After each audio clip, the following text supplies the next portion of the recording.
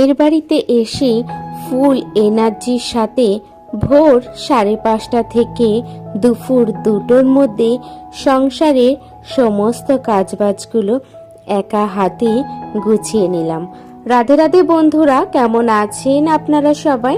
আশা করছি আপনারা সবাই ভালো আছেন ও সুস্থ আছেন। আমরাও বেশ ভালো আছি। আমার আরও একটি নতুন ভিডিওতে আপনাদের সকলকে স্বাগত জানাই। আজ মঙ্গলবার, ঘড়ির কাঁটায় এখন সকাল 5:30 নাগাদ। এখন থেকে আপনাদেরকে সাথে নিয়ে আজকের ভিডিওটি শুরু করলাম। আশা করছি প্রতিদিনের ন্যায় আজকের ভিডিওটি আপনাদের বেশ ভালো লাগবে। ঘুম থেকে উঠেই গেটটি খুলে বাসি কাপড়টি ছেড়ে সবার প্রথমে যেই কাজটি শুরু করলাম সেটি হচ্ছে ফুলটা তুলে নিয়েছি। কারণ কি, একটু বেলা হয়ে গেলে কিন্তু গাছে আর ফুল থাকবে না, আর তারপরে কিন্তু আর ফুল তোলাও হবে না। তো দেখুন, সমস্ত গাছ থেকে তো ফুলগুলো তুলে এখন প্লাস্টিকটা ঠাকুর ঘরে রেখে সংসারের কাজগুলো করব। এদিকে প্লাস্টিকটা রেখেই দেখি সূর্যি মামা বেশ সুন্দর করে আমাদের দিকে তাকিয়ে রয়েছে। দেখতেও জানেন তো বেশ ভালো লাগছে। এই রকম দৃশ্য প্রায় অনেকগুলো মাস বলতে পারেন দেখিনি। কারণ কি, আমাদের ওইখানে হয় যখন আমি উঠি তখন সূর্যি মামা ওঠে না ঠিকই, কিন্তু আমার কাজ করতে করতে কখন উঠে যায়। আর এই রকম ভাবে কিন্তু এতটা সুন্দরভাবে কখনোই দেখা যায় না। কারণ আমার শ্বশুরবাড়ির ওই সাইডে কিন্তু গাছের পরিমাণটা অনেকটা বেশি থাকায় ওই গাছগাছালির মধ্যেই কিন্তু সূর্যি মামা টুকি দিয়ে দেয়। তো যাই হোক, সংসারের কাজগুলো তো শুরু করে দিয়েছি। সংসারের কাজের মধ্যে বাসি ঘরটি এখনো ঝাড় দেওয়া হয়নি, তার আগেই বাসি উঠোনটি ঝাড় দিয়ে দিয়েছি। কারণ ভাই নিচে কালকে রাতে কাজ করতে করতে ঘুমিয়ে পড়েছিল, সেই কারণে ও আর না এত সকালে ওঠেনি। তো সেই জন্য আগে কি করলাম, উঠোনটি ঝাড় দিয়ে দিয়েছি। আর এখন আমি বাসনগুলো ঘরের থেকে নিয়ে কুয়োতলায় চলে এসেছি। জানেন তো, আমাদের এখানে না কুয়োটা অনেক বেশি, কিন্তু আমার শ্বশুরবাড়ি ওই সাইডে কিন্তু আবার কুয়োটা খুব একটা দেখাই যায় না। ওইখানে কিন্তু আবার চাপ কল, যেটা আপনারা অনেকেই হয়তো দেখেছেন। কিন্তু আমাদের এখানে ছোট থেকে আমরা কুয়োতেই জল তুলেছি। আপনারা কে কি বলেন সেটা তো জানি না, কিন্তু আমাদের এখানে কিন্তু এটাকে কুয়োই বলে। যাই হোক, গল্প করতে করতে আমার কাজগুলো শেষ হচ্ছে। ওদিকে দেখুন, অতগুলো বাসন সমস্ত মাজা হয়ে গেছে। এখন ধুয়ে এক এক করে কিন্তু গামলার মধ্যে সুন্দর করে সাজিয়ে রাখছি। এদিকে আমার এই বাড়িতে মেম্বার কম হলেও কিন্তু বাসনের পরিমাণটা অনেকটা বেশি হয়। কারণ ওই বাড়িতে তো সামনে বেসিন থাকাতে রান্নাঘরে টুকটুক করে কিন্তু বাসনগুলো মাজা হয়ে যায়। আর এখানে কিন্তু সে সন্ধ্যে থেকে রাত পর্যন্ত সমস্ত বাসনই কিন্তু একেবারে সকালে মাজতে হয়। এতটা দূরে গিয়ে সেই রাতে বাসন মাজতে খুবই কষ্ট, ওই কারণে একেবারে কিন্তু ওই সকালেই মাজা হয়। তো বাসনগুলো নিয়ে তো ঘরে চলে এসেছি। আর ঘরে এসে খাবার টেবিলটাকে একবার মুছে নিয়ে বাসনগুলো রেখেছি। আর তারপরে এখন এক এক করে কিন্তু সমস্ত বাসনগুলোকে র্যাকে সুন্দর করে সাজিয়ে রাখছি। ভেবেছিলাম পরে করব, কিন্তু ভাবলাম যে কাজগুলো ফেলে রাখলে সেই কাজগুলো কিন্তু পরেই বসে থাকি, সেটা যখন করতে হবে তাহলে আমি আগেই সেরে নিই। ওদিকে ভাইও ঘুম থেকে উঠে গেছে, তাই ঘরটি ঝাড় দিয়ে এখন পুরো ঘরটি কিন্তু আমি মুছে নিচ্ছি। আজ আবার বাবা বাড়িতে আছে, যেহেতু আজকে বাবা গয়া যাবে আমার একটা কাকুদেরকে নিয়ে, তো সেই কারণে বাবাকে আবার 2টোর মধ্যে বেরোতে হবে। সেই জন্য জানেন তো, কাজবাজগুলো একটু তাড়াতাড়ি করছি বলতে পারে, কারণ কি রান্নাবান্নাও তো করে দিতে হবে। আর মায়ের শরীর তো ভালো নেই, মায়ের শরীরটা আজকেও খুবই খারাপ, খুব একটা মাথা তুলতে পারছিল না। সকালের দিকে যেটুকু বা একটু হাঁটাচলা করেছে, কিন্তু তারপরে আর হাঁটাচলা করতে পারেনি, সেই শুয়েই ছিল। তো এদিকে দেখুন, ঘরটা মুছে এখন ঠাকুরের সমস্ত বাসনগুলোকে এখন ধুয়ে নিচ্ছি। তারপরে আবার স্নান সেরে পুজো দিতে হবে। সকালের বাল্যভোগটা আমার দেয়া হয়নি।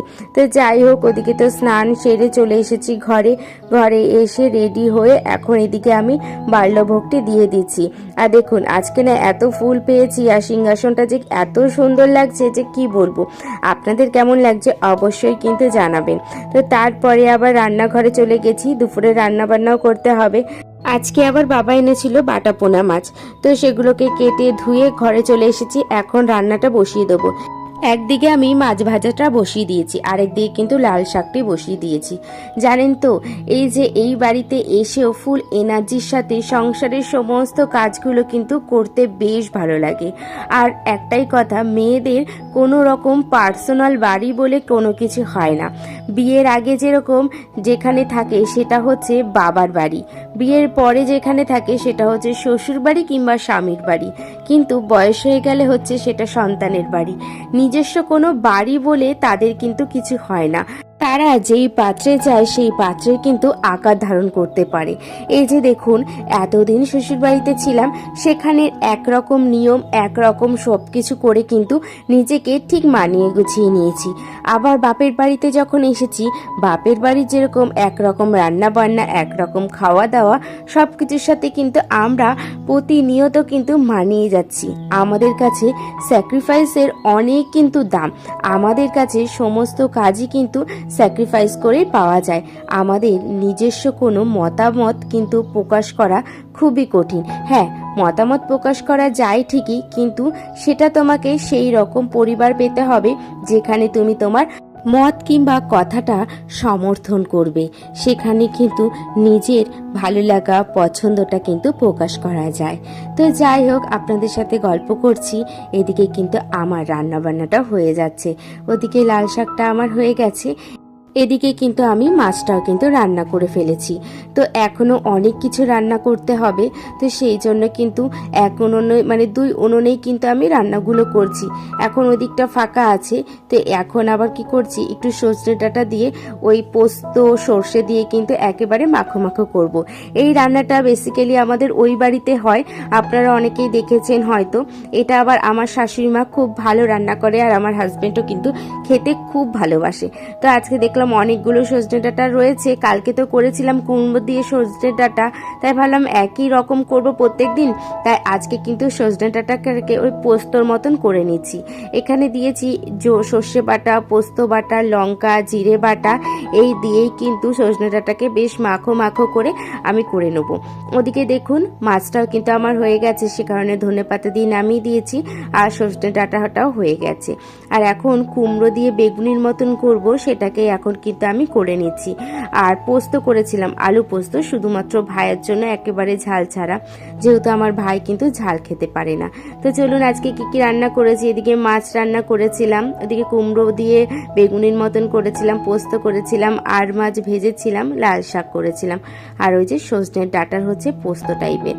এত কিছু রান্না করে বাবাকে ঠিক 2টোর মধ্যে সমস্ত রান্না বান্না করে খাইয়ে দাইয়ে পাঠিয়ে দিয়েছি। আর এখন আমি করছি এই গ্যাসটি পরিষ্কার করে নিচ্ছি। আপনারা তো জানেন আমার রান্নাঘরে গ্যাস পরিষ্কার না করলে একদমই কিন্তু মন ভালো লাগে না। তো চলুন আজকের মতন ভিডিওটি এখানেই শেষ করলাম। আশা করছি আপনাদের ভিডিওটি বেশ ভালো লাগবে।